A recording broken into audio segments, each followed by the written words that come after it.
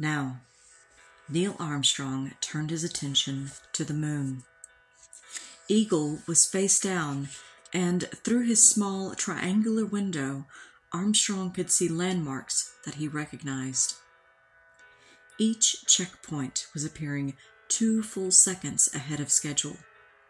And since Eagle was going nearly a mile a second, that meant that they would come down about 2 miles beyond their aim point. Armstrong keyed his mic. "Our position checks downrange show us to be a little long," he radioed to Earth.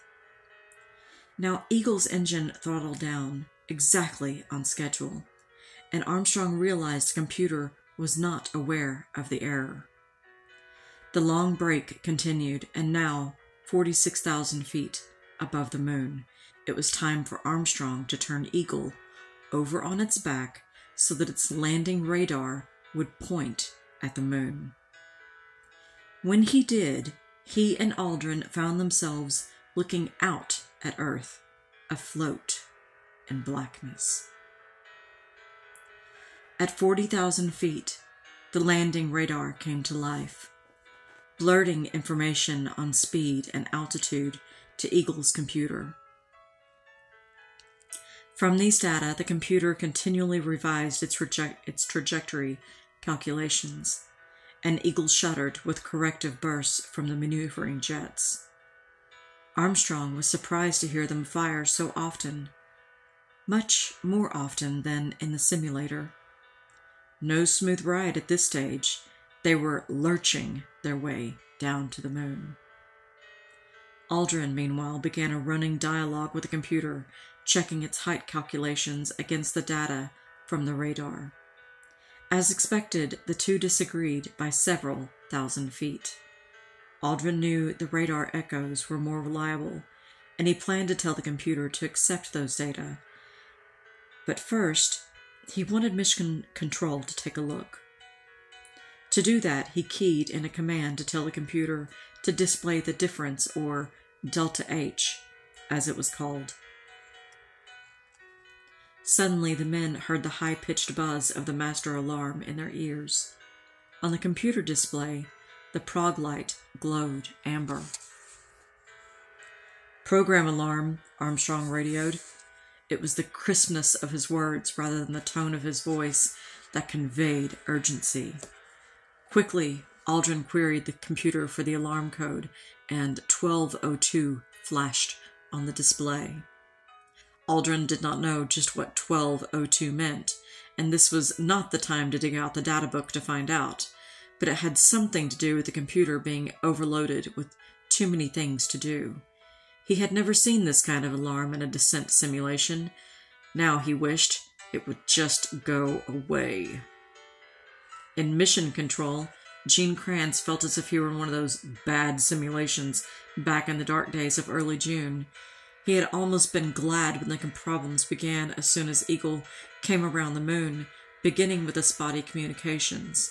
Kranz welcomed a little adversity at the starting gun. It would get his men thinking instead of waiting tensely. A few malfunctions made the whole thing seem more like a simulation and less like history, but the problems snowballed. Even as the powered descent began, critical data from the spacecraft kept cutting out and then returning for brief moments, just barely long enough for Kranz to let landing continue. In the midst of it all, Kranz had done what he called going around the horn, polling all of his men. He knew their voices so well that he could pick them out in the web of simultaneous conversations filling his headset. As each man spoke, Kranz listened for signs of strain. He heard solidity. And none more so than young Stephen Bales, the LEM computer expert, who came back with such unbridled enthusiasm, go, that Kranz almost burst out laughing. Now with the LEM's computer threatening to abort the landing, Bales was his most important man. Back in the first week of July, the same kind of computer alarms had come up during a simulation with the Apollo 12 crew. Kranz had ordered an abort, and afterward the simulation instructors had really let him have it. If he had only been familiar with the alarms, they told him, he could have kept going. For the rest of that day and that night, Cran sat down with Bales and some of the computer experts from the MIT, studying each type of alarm and what to do if it came up. So when Kranz heard Neil Armstrong call 1202, he knew it was serious. Whether they could continue or not was up to Steve Bales. But the complexities of the LAM computer were too much for one person. Bales wasn't certain what the 1202 alarm meant. He put the question to one of his backroom experts, Jack Garman. Garman knew that for some reason, no one knew why, Eagle's computer was saying, "I have too many things to do in my computation cycle, so I'm going to give up and start at the top of the list." As Krantz waited for an answer from Bales, he heard Armstrong tensely radio, "Give us a reading on the 1202 program alert." Before Krantz could speak, Bales responded, We're go on that flight." Garman had told Bales that as long as the alarm was intermittent, not continuous, everything would be okay. But if the alarm returned and didn't go away, the computer could give up working altogether, and that would mean an almost certain abort. Inside Eagle, Armstrong and Aldrin heard Charlie Duke's urgent but assured words, "We're go on that alarm." Once more, Aldrin queried the computer for the Delta H. Once more, an alarm rang in their headsets. Again, a message from Steve Bales came to them via Charlie Duke. Mission Control would keep tabs on the Delta H, alleviating some of the computer's workload. Above the moon and in Houston, everybody hoped the fix would work. Halfway through the powered descent, right on schedule, Eagle's computer throttled the engine back to half of its maximum power. Suddenly, Armstrong and Aldrin felt themselves grow lighter. The long break was now over. It was time for Eagle to pitch over from its face-up position and begin the final descent. Armstrong and Aldrin waited intently for the computer to execute the maneuver. Just as planned, 7,500 feet up, Eagle's maneuvering thrusters fired to pitch the craft forward. In Eagle's windows, the flat horizon swung upward into view, and Armstrong looked out at the cratered plains of the Sea of Tranquility, bright in the morning sunlight. Armstrong checked the altitude and speed. 5,000 feet up, 100 feet per second, just as expected. For a moment, he took control of his craft, pulsed the maneuvering thrusters, then gave the ship back to the computer, satisfied that Eagle would respond when it was time for him to take over. Now his eyes went back to the gauges.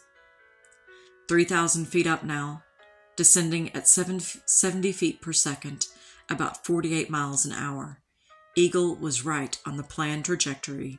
He heard Duke say, "You are go for landing." This was the time for Armstrong to watch for his landmarks and look for a good place to set down. Before he could do so, Aldrin announced, "Program alarm, 1201, and Houston, Steve Bales was ready. Before Krantz could finish asking him what 1201 meant, Bales shot back, "Same type, we're go." Inside Eagle, Armstrong's eyes went back to the moonscape. He gazed past the grid on his window and said to Aldrin, "Give me an LPD." Aldrin queried the computer and told Armstrong, 47 degrees. 47, Armstrong repeated. He sighted along the window grid, past the 47-degree mark. He could see the target, still more than a mile in the distance, but advancing rapidly. It looked promising. "That's not a bad-looking area," he said blandly. Suddenly, the alarm was back. Aldrin had no sooner cleared the alarm than it sounded again. Again, Armstrong's attention was diverted by the threat of an abortion, while Eagle flew onward. When the alarms quieted down, the moon was only 1,000 feet below him. And he did not like what he saw. A crater as big as a football field was just ahead, surrounded by a field of boulders, some as big as Volkswagens. The computer was blindly taking them there, down into the middle of the boulder field. And for an instant, Armstrong weighed the matter. He was almost certain that those boulders would prove to be pieces of lunar bedrock. If he could find a safe place to land, just short of the boulders, he and Aldrin would no doubt find some prizes for the geologists.